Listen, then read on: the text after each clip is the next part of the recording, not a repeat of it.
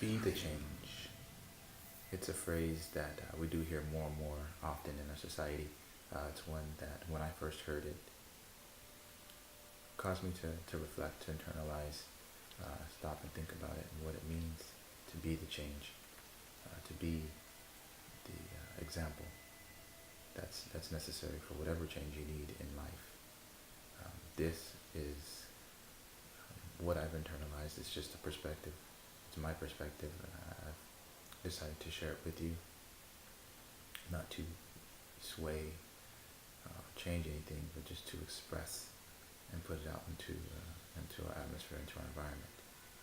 I'd also like to share with you a doctrine, an order of the meek, and that doctrine and the principles of that doctrine. Seven yuet, sematua etua te bomane anuame etinuele yo una ye ek tunua te tapapua. The new mu, which we'll get into in other videos. The mission. We're here to alter the harmonistic frequency and change the vibrational level of the collective consciousness. Our current imbalances are aligning, and the natural rhythm of our energy again flows in unison as one. This is the vision, this is the mission of the meek, of the humble, of the weak. Currently, we exist in a habitually contradictory environment where racial and capitalistic ideologies perpetuate divisiveness through every seam of our society, where we are all judged through a lens of external top-down monetary status-based paradigm augmented by a light-to-dark pigmentation of skin tone, where the invisible or have-nots must constantly fight for self-recognition, dignity, rights, and every other inalienable, recognizable, and reasonable human designation. This is due, in major part, to the projected message and vision of an individualistic societal design.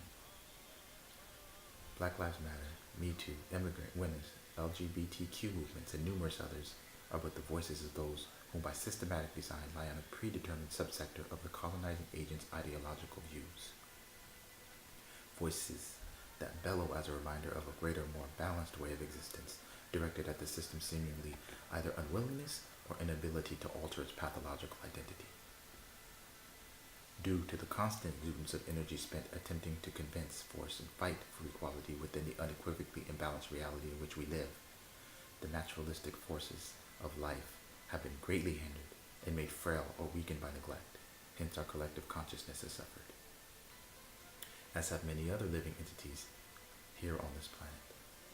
The statement that all lives matter is a highly polarizing and emotion-triggering statement, one almost certain to invoke powerful response, and justly so when we objectively view the history of anti-blackness which exists within our society.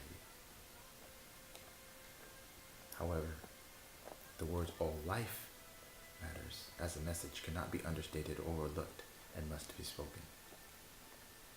Not to undermine or downplay the message of those in the struggle, but to be added to and used as a tool to strengthen and unify the collective good, to synchronize our common goals and objectives, which is to end the toxic environment in which we live. So we'd say to those who seek a more holistic balance of existence, we must be the example of love and unity that the world needs to see in order to bring about the change we so often dream of. We are the light that must shine in order that those in the dark may see. The origin of our being is connected to a larger and most infinite and ever-expanding body. It is as soulistic beings who are innately operating from an inside-out spiritually driven way of existence, based on a harmonistic balance, that peace will be reached. The reality of living the ideology connected to the all, i.e., infinite and eternal, and raising the statement all life matters as a naturalistic evolutionary direction, will move us more toward our truer selves. We are of this creation, not a separate piece created by an external creator. Our will, although free, is interwoven into the fabric of constant growth and relative motion to the all. The act of living this purpose and dispersing our soul energy source is paramount to the sustainability, health, and well-being of our collective existence. The more that we feed into the current physical paradigm and way of being, the emptier we will be, the harsher the environment will become.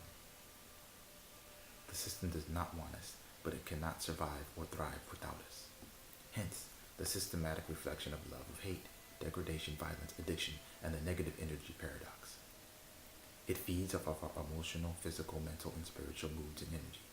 It thrives on our sorrow, pain, and separation. If we, the meek, those of who which the world was promised, are to claim, restore, reinvigorate, regenerate, and redirect the energy of the being that we call Mother, we must alter our perspective and collectively work to reflect the most loving pieces of ourselves. And if we do so, the shift toward bliss will follow. One love, all love. Philosophy Eleamu, PHE_low.